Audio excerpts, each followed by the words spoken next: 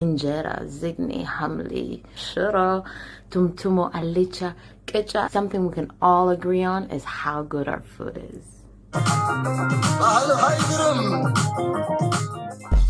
In our culture, we all sit around one large dish and enjoy our meals together.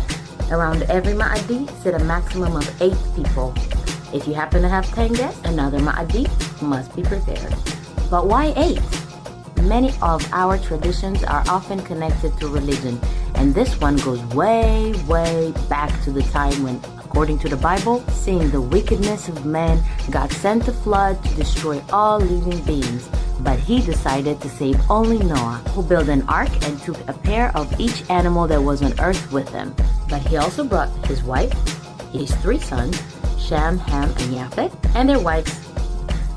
Seating around the ma'adi in groups of 8 is a way to wish for us and our guest is the same salvation from hunger, pain, and destructions that the 8 original survivors experienced. When organizing weddings, for example, we don't talk about our 120 guests.